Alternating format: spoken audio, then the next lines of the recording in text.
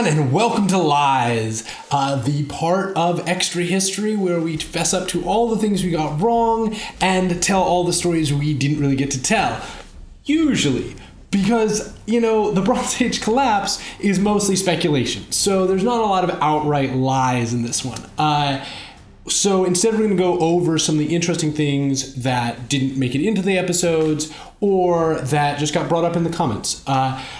It is also 102 degrees under these lights in here, so we're going to try and get through this one pretty quick. So did you have anything you wanted to ask about? Yeah, so we've reversed roles this time. Yes. I get to ask you the questions, Yes. And now you are in the hot seat, the literal hot seat. The very hot seat, oh my god. So we talked about a couple of civilizations that went through the Bronze Age collapse, but of course there's a lot going on in the world at that time. So I wanted to see if there were other civilizations that you wanted to talk about that didn't get to. Well, one of the things that got cut was a brief mention of China, because obviously China's super important and is a Bronze Age civilization at this time. But China's largely insulated from all this, and for a long time, at least what we think of as the space that occupies modern-day China will sort of be its own thing and doing its own thing and almost entirely eternally contained. And so that part, it's important to note that China's doing its thing and growing towards being the China we know. It's got a long ways to get there. But the one I really wanted to talk about was the Harappan civilization, or the Indus River Valley civilization, because there was this amazing, very modern, at least compared to most things that were around at the time, civilization in the Indus River Valley that also collapsed right around the same period. And the reason that we didn't really get to talk about it is because it's not as directly involved, and because while there's a lot of speculation about what caused the Bronze Age collapse, we have a great deal of archaeological evidence to make those speculations off of. The Indus River Valley is becoming better investigated, but it really only started becoming the focus of archaeological investigation in the latter half of the 20th century. And so there's a lot that's still unclear. Even things like, if you remember the whole sanitation episode we did, it looks like they had a fully functional sewer system during the Bronze Age. Oh, they're brilliant. Yes, or at least like massive drainage on the roads. But there's also a ton of other speculation about what that might have been. And so I didn't want to... It would be another 3 episodes just to talk about the Harappan civilization and the speculations around the Harappan civilization, so that had to get cut.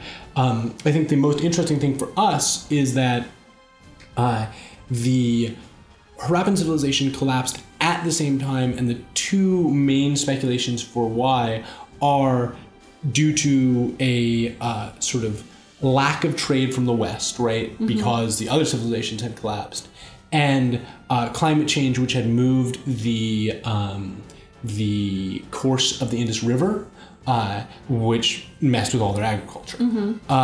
And so that both those things sort of fit into the Bronze Age collapse that we were talking about as well. Systems collapse. Exactly. And how those dominoes affect even more than that central system we're talking about, right? Well, maybe someday. Yes. Especially if archaeology is focusing there now, we can come back for a 3-episode bit. I would love that. Or even to do, yes. Or if you guys ever want to do a history of archaeology, there's some awesome stuff there. That would be...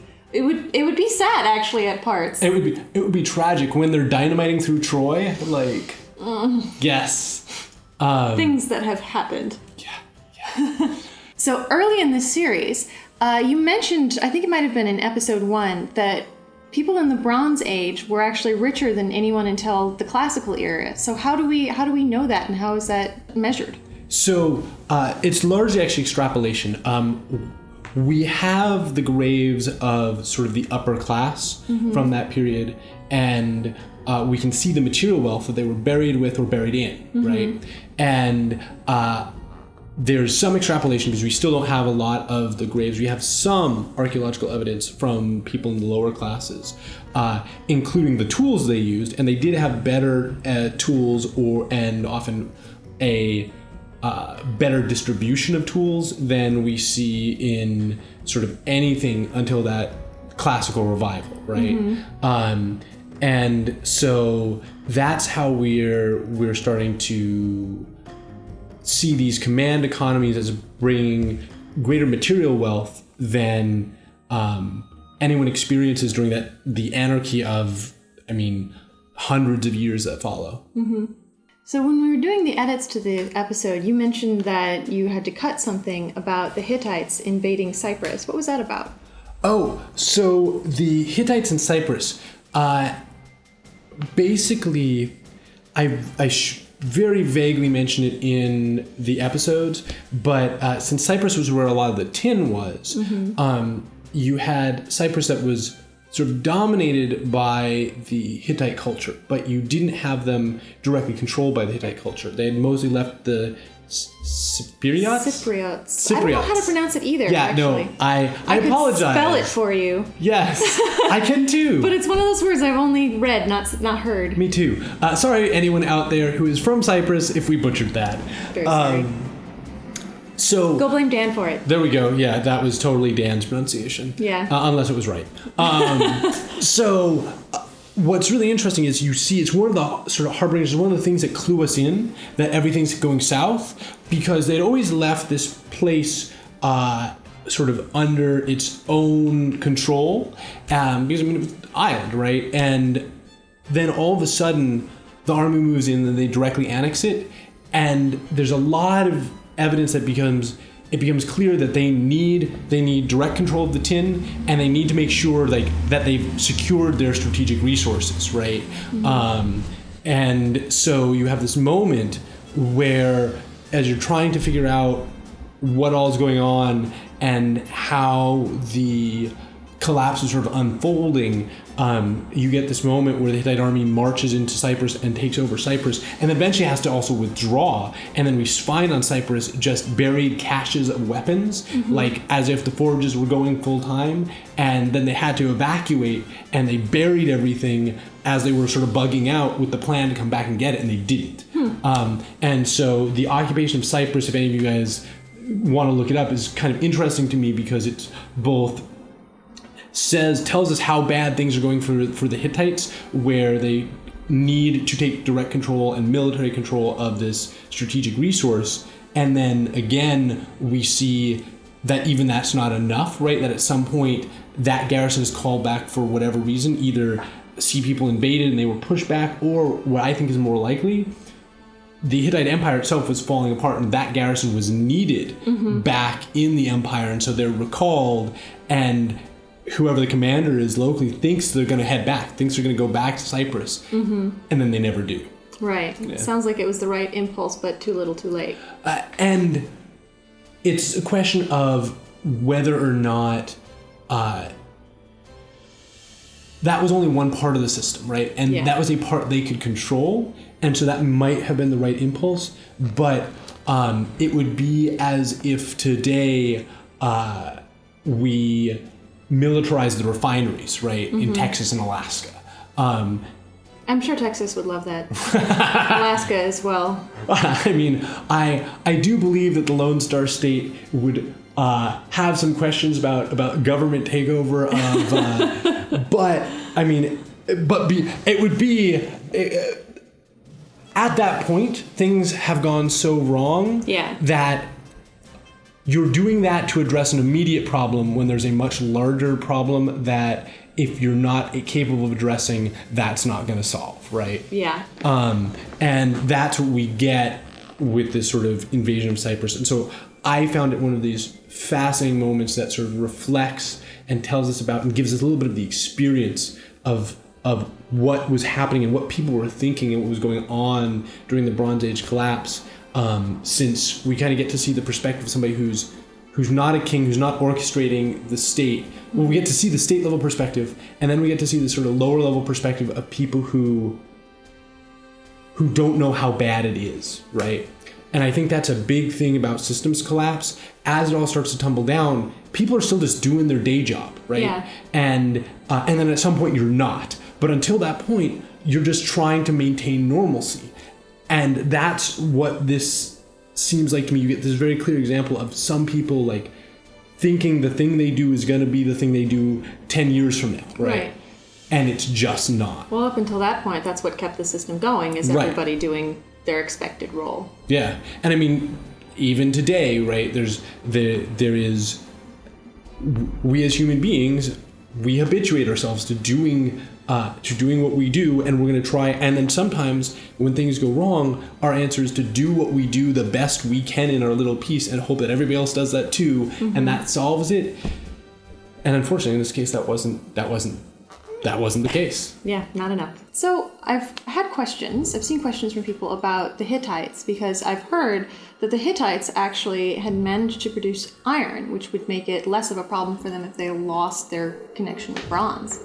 So the Hittite one is interesting because that actually comes from old archaeology that's largely been debunked, that the Hittites' strength came from their use of iron.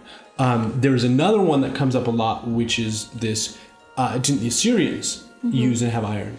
And it's actually the Neo-Assyrians who use and have iron a couple hundred years later when the Assyrians basically... Exactly. But the whole... When that empire revives is sort of during the beginning of the Iron Age, and they are one of the first groups to really extensively use iron weapons, but that's not during this period. There is, every once in a while, you do find very, very small amounts of iron forged stuff during this period, but really there wasn't a lot of ironworking going on until centuries later. And I've always been curious about why that is, because it seems like iron would be the more straightforward one to make because you don't have to mix it. Well, and because it's way more common than tin. Right. There's a lot of iron in the earth. There's a couple reasons for it. Some of it's part of the extraction process, some of the fact that it's much easier to recognize copper and tin than it is to recognize iron. Very shiny. Yes. But really the main thing is that iron melts at a much higher temperature, and so to forge iron, you actually need technology they didn't have. You need to be able to get your forges up to, I think it's like 1700 degrees, which is substantially higher. The temperature of this room. Yeah, about. Oh my god, I am actually going to die if we go on much longer, or just melt into a puddle. We'll make it, I believe in you. But yes, iron, back to iron. So iron requires a forge technology that they just simply did not have at that period. And so it requires humanity to get a little bit further in how to make fires hotter, which is something that, I mean, you can kind of trace the progression of human history through us learning how to fire better. Yeah, we're pretty good at fire these days, but we could probably be better at fire. If you think about it, right, we're still working on fusion, right? We are not as good at fire as the sun, and so therefore, like, it's going to still be the future history of humanity. Oh, I like it. But yeah, so that's iron. All right. So, okay, I get iron, but why not brass? Because brass, yeah. Oh, yeah, brass is somewhat similar, because you're right? Like, zinc is, again, more common. Brass is at least as, like, useful for tools and weapons as bronze. And they did have brass, actually. They did do a lot of sort of brass working for jewelry and other ornamental stuff. Fancy cups. Right, exactly.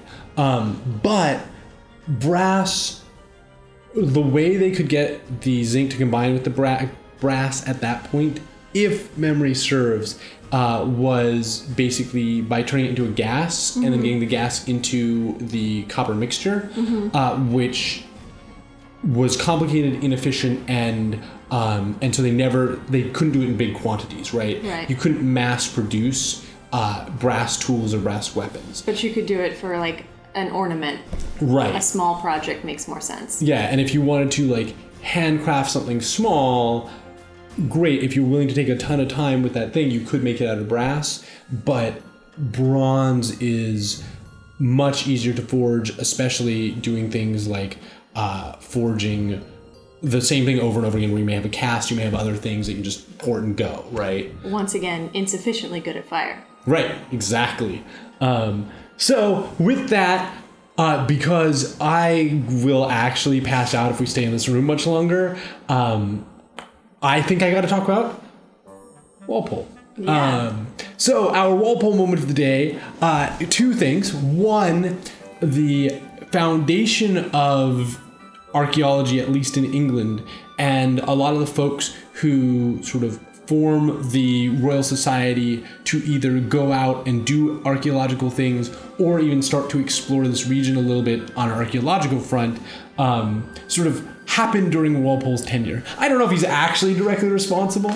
And then there's a bunch of other information about Egypt that we get from Horace Walpole, because thank you, Horace Walpole, for writing so many things. During his memoirs, a buddy of his had gone to Egypt and had measured like the pyramids and gone to all these sites and had taken detailed notes about them, but never really published them. And then if I've got this right, Horace got sick and was in quarantine and had nothing to do, and he somehow had his buddy's notes, and so he copied them all over and just put them in his memoirs. Like there's a part in his memoirs, he's like, my buddy went to Egypt, here's some stuff. And so that's also things vaguely related to the Bronze Age with Walpole. I wish that worked on my term papers. Yeah, seriously. This is my buddy's report. Yeah. My buddy's trip to Europe over last summer. Let me tell you about it. It's not at all because the paper's due tomorrow. Right. So, music. There should be the kind of music up. Yep. It's fantastic. Yes, and what are we doing next? We are doing the Great Northern War. Yes. All right. Awesome. Sorry. I actually wrote that one. I didn't know that was the next one. Yeah. So yes, we are doing the Great Northern War next. Many of you have requested it literally since the very first Patreon suggestions came in. There's been a Great Northern War contingent on Patreon since day one. Yes. Just like 5 to 10 people, it varies, who send it in every time. I was going to say, amazed it took this long. I feel like they're communicating because slowly we get like, they get 1 or 2 more people to submit Great Northern War. Well, they're allowed to comment. Yeah, what they voted on, so they can plot and plan. Good. I tell them. Well done, Great Northern War faction. It finally got selected, and we are doing Great Northern War next time. So I guess we'll see you then. Bye.